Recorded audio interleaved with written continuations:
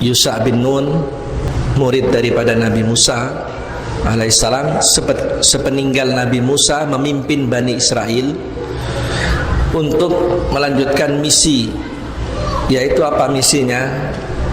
Berjihad untuk membebaskan Baitul Maqdis, karena itu perintah Allah kepada Nabi Musa.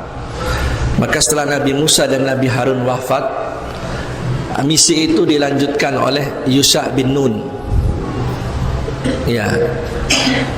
Kemudian Yusha bin Nun memimpin Bani Israel untuk menyerang Baitul Maqdis.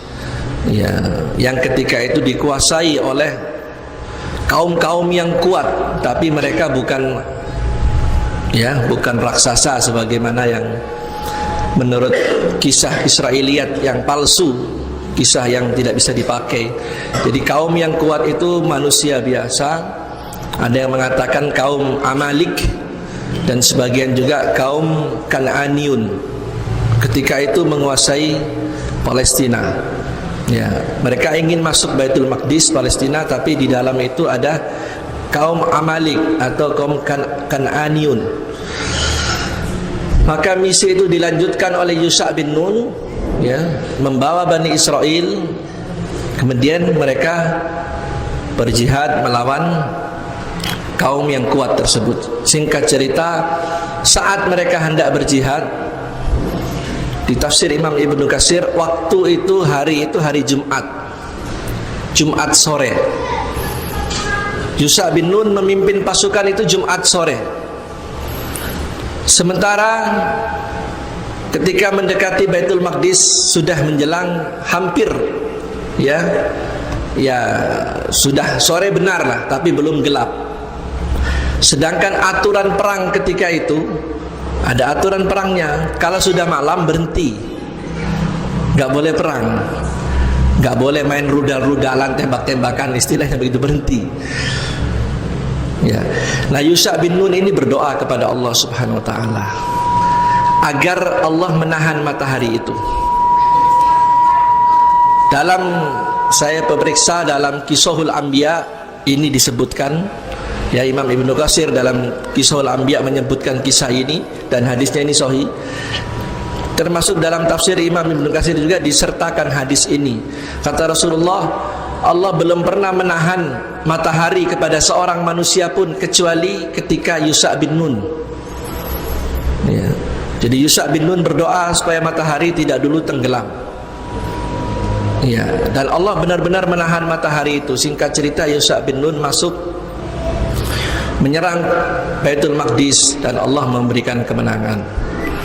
Ya, setelah mereka menang menguasai Baitul Maqdis, Allah memerintahkan kepada Bani Israel itu untuk memasuki gerbang Baitul Maqdis yang ketika itu harus melewati satu pintu.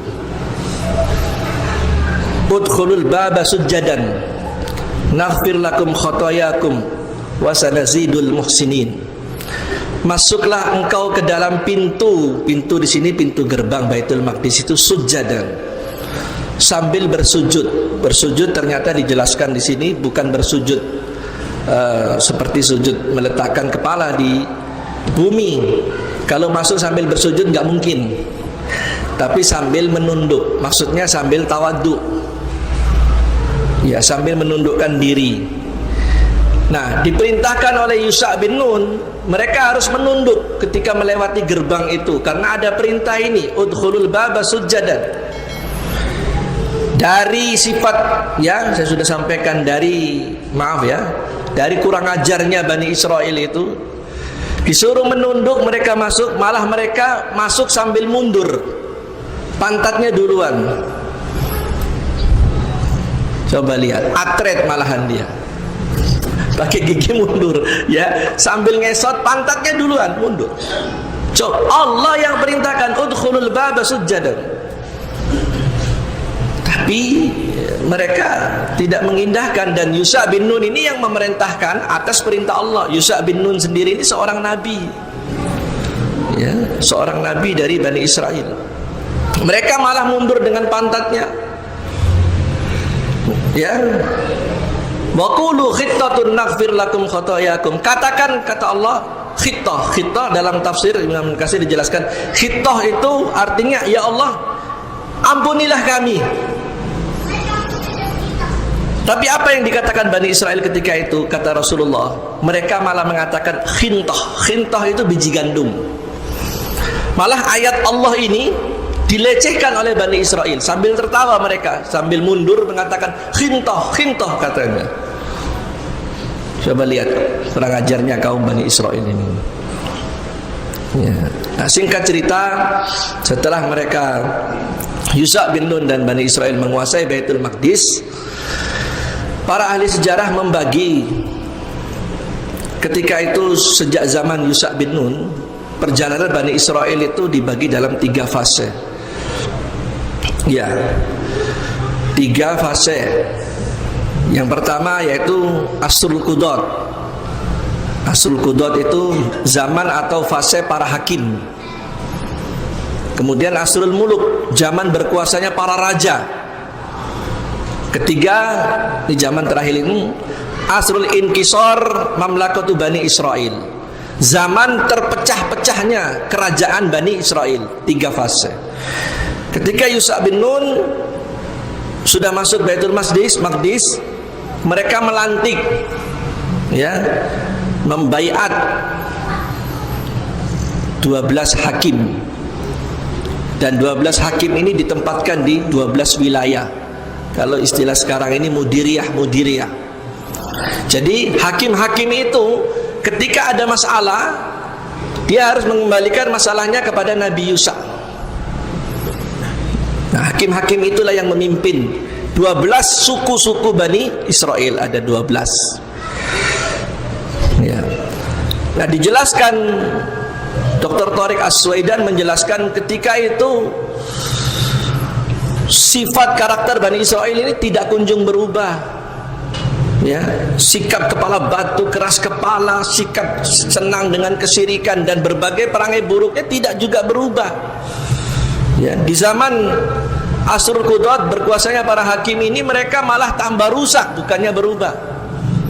Mereka malah perzinahan di mana-mana. Ya, muncul perzinahan, ya, mereka mabuk, gak kenal halal haram. Ya, dan mereka satu dengan yang lain saling perang. Dari 12 suku ini saling perang. Sehingga orang-orang yang ada di luar Palestina melihat ini kesempatan. Karena Bani Israel sudah saling berperang satu dengan yang lain.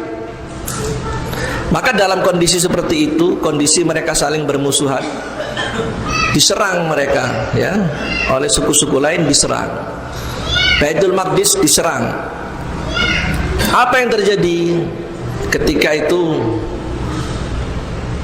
Kebanggaan mereka yang selalu mereka jaga, yaitu peti yang disebut tabut. Ya, tabut, petinya besar, tabut. Ya. Di dalam peti itu isinya yaitu tulisan-tulisan kitab-kitab Taurat dan tongkat Nabi Musa, serta pakaian-pakaian Nabi Musa dan Nabi Harun alaihissalam di dalam peti itu. Nah, ketika dikuasai oleh kaum yang lain, peti itu dicuri, diambil. Padahal peti itu selalu dijaga oleh mereka. Nggak boleh peti itu kemana-mana. Ya, karena itu warisan mereka paling berharga.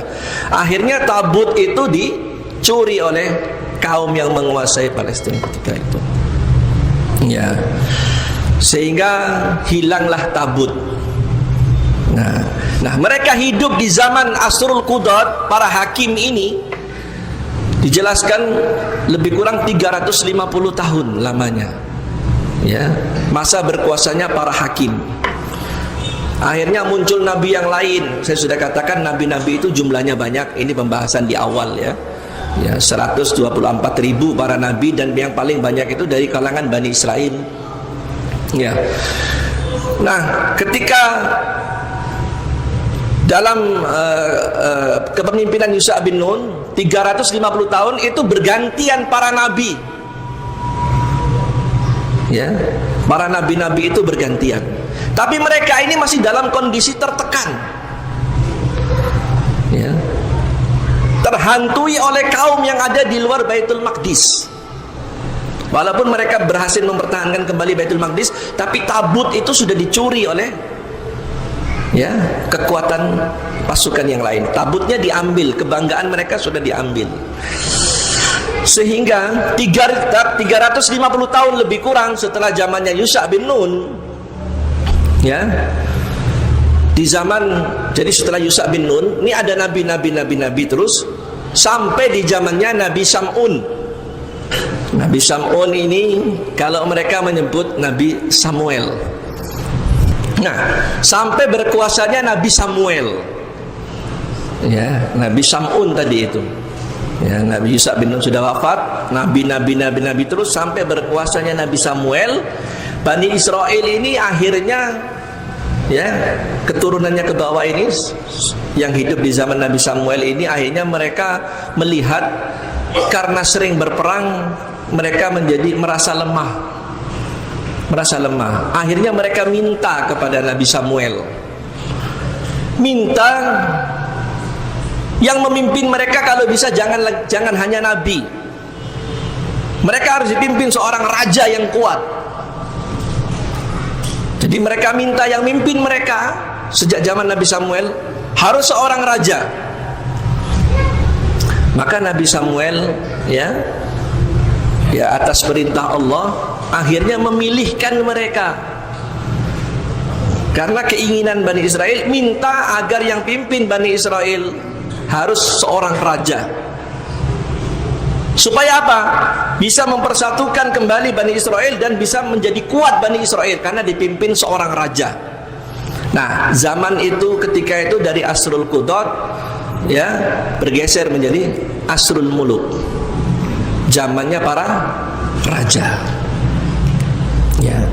Maka ketika di zaman Nabi Samuel itu akhirnya atas petunjuk Allah dipilihlah, diangkatlah seorang raja. Siapa raja yang diangkat ketika itu? Ada yang tahu? Siapa? Rajanya yaitu Talut. Bukan Talut, Talut. Talut. Diangkatlah oleh Nabi Samuel ini Talut sebagai raja. Itu atas perintah Allah. Allah yang perintah, Allah yang nunjuk, Allah yang milih. Diangkatlah Talut. Tetapi apa yang terjadi? Mereka yang minta diangkat raja, sudah ditunjuki rajanya itu Talut, mereka malah nggak mau terima. Coba dari kurang ajarnya, apa kata mereka? Ini kata mereka, wa qala lahum nabiyuhum innallaha qad ba'asa lakum Taluta malika. Dan nabi mereka berkata, yaitu Nabi Sam'un, Allah telah memilihkan untuk kalian itu seorang raja yang bernama Talut untuk menjadi raja bagi kalian. Ini kata nabinya, surat Al-Baqarah 247. Allah telah memilihkan untuk kalian itu raja, akan menjadi raja bagi kalian itu Taluta malika. Apa kata mereka?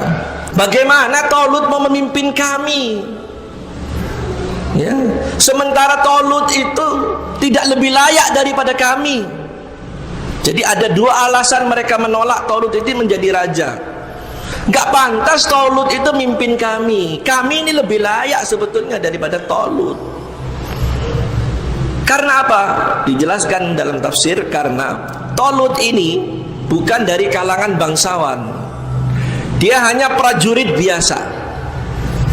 Nah, kebiasaan yang ada ketika itu, jika mengangkat seseorang itu diambil dari salah satu suku yang paling dominan dari 12 suku itu, yaitu dari garisnya Yahuza atau Yehuza kata mereka. Ini yang belakangan nanti kemudian terkenal menjadi Yahudi. Kebiasaan yang ada itu setiap mengangkat para pembesar itu mesti dari kalangan bangsawan, dari garisnya Yehuda. Sementara Talut ini hanya seorang prajurit biasa, bukan keturunan Yehuda. Kemudian yang kedua, walam yu'ta sa'atan minal mal, dan dia ini tidak punya harta yang banyak. Miskin Talut itu. Coba lihat, sudah minta raja, diberi raja, Allah yang memilihkan rajanya Talut. Kata mereka, gak layak dia jadi raja. Ya, kami lebih layak. Wa nahnu ahaqqu minhu. Kami lebih layak daripada dia. Nah, si Talut itu orang miskin. Nah, ini semua sengaja kita ceritakan dari awal supaya dapat gambaran bagaimana si karakter buruknya, sifat buruknya Bani Israel itu. Ya, coba ngeyelnya sejak zaman Nabi Musa. Ya, berbagai nikmat sudah dirasakan, berbagai mukjizat sudah digambarkan oleh Allah. Di depan matanya mereka melihat sendiri. Berbagai nikmat sudah diberikan. Ya, diazab karena keingkarannya, diampuni lagi oleh Allah, diazab lagi, diampuni lagi oleh Allah, masih ditolong oleh Allah, dan terakhir dimenangkan oleh Allah sampai masuk Baitul Maqdis. Sudah masuk Baitul Maqdis, disuruh masuk sambil bersujud, malah mereka mundur pantatnya duluan. Akhirnya setelah itu di zaman Asrul Muluk mereka meminta raja, diberi raja, dan Allah yang memilihkan Talut Malika, Talut sebagai raja kalian. Karena mereka gak layak. Ya, kami lebih layak, dan Talut itu orang miskin. Ya. Qala innallaha astafa 'alaikum wa zadahum bastatan fil ilmi wal jism. Sesungguhnya Talut itu Allah yang milih, dan Allah membekali Talut itu dengan dua. Talut itu dibekali oleh Allah dengan kelebihannya, yaitu apa? Kuat ilmunya, kuat fisiknya. Apakah mereka terima dengan penjelasan ini? Mereka nggak terima, terpaksa. Talut itu terpaksa. Akhirnya Talut menjadi raja. Mereka mau nggak mau akhirnya tunduk dengan segala keterpaksaan. Ya. Sampai akhirnya Allah menunjukkan bukti bahwa Talut ini dipilih oleh Allah dan diridhoi oleh Allah SWT. Biasa. Ya, Bani Israel itu harus minta bukti, sampai-sampai kepingin melihat Allah dengan mata kepalanya sendiri. Nah, Allah tahu model Bani Israel ini. Dipilihkan Talut menjadi raja, masih belum mau terima. Akhirnya Allah menurunkan, ya, tanda-tanda ayat kebesarannya. Dalam surat Al-Baqarah juga disebutkan, wa qala lahum nabiyuhum inna ayata mulkihi ayyatiyakumut tabuta fihi sakinah sakinatun min rabbikum wa baqiyatun mimma taraka alu Musa wa alu Harun tahmiluhul malaikah inna fi dzalika laayatan lakum in kuntum mu'minin. Ketika mereka mentaati Talut setengah hati, ya, tidak mau menerima Talut, Allah turunkan ayat-ayat tanda kekuasaan melalui Talut ini. Apa tandanya? Tabut yang pernah dicuri itu akhirnya dikembalikan lagi. Dengan cara bagaimana? Ya, tahmiluhul malaikah. Tabut itu dibawa oleh malaikat. Ya, di saat mereka berkumpul di hadapan Talut, ya, ada satu momen mereka berkumpul di hadapan Talut, tiba-tiba Allah memerintahkan malaikat memikul peti itu, kemudian peti itu terbang pas sampai di depan Talut. Ya, Ibnu Katsir menjelaskan seperti itu. Peti itu nyampe di depan Talut dan mereka melihat dengan mata kepala mereka sendiri.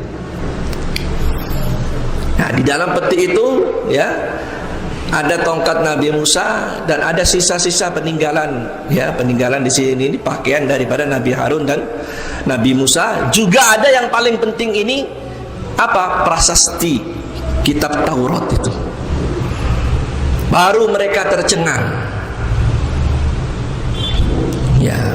Nah, ini ketika Talut berkuasa. Ya. Akhirnya terjadi perang terus.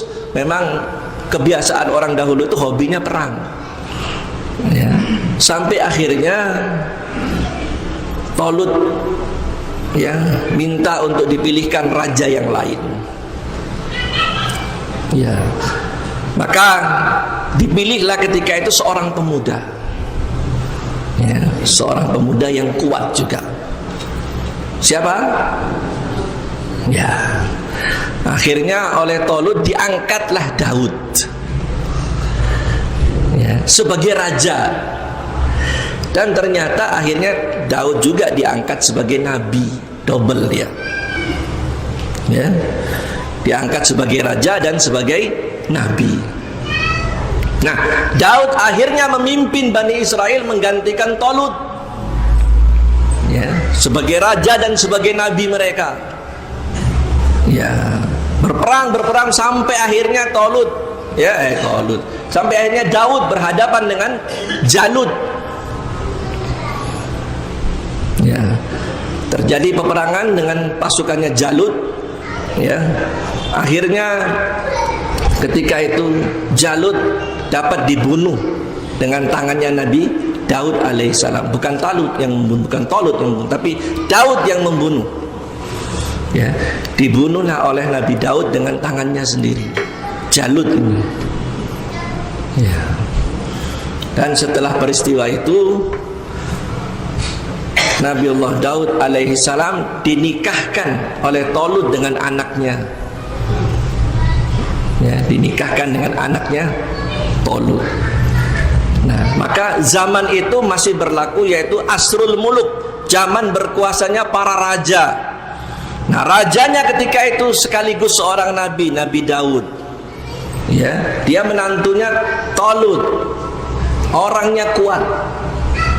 Nabi Daud oleh Allah diberikan kitab yang oleh mereka disebut Mazmur, yaitu Zabur. Mereka menyebutnya Mazmur.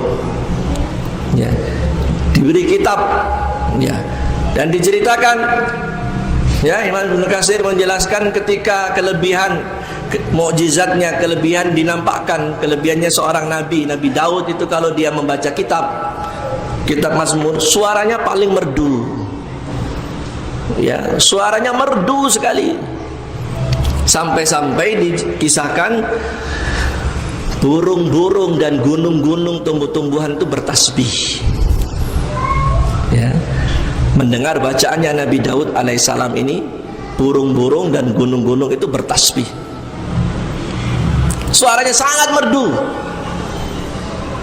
Ya, sehingga gunung, tumbuhan, burung bertasbih, ya, mendengarkan bacaannya Nabi Daud alaihissalam. Dan Nabi Daud ini orangnya kuat. Allah memberikan kekuatan Nabi Daud ini bisa melunakkan besi. Ya, bisa melunakkan besi.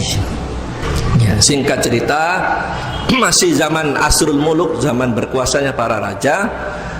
Nabi Daud wafat, digantikan oleh anaknya. Ya, digantikan oleh anaknya. Siapa nama anaknya? Nabi Sulaiman alaihissalam.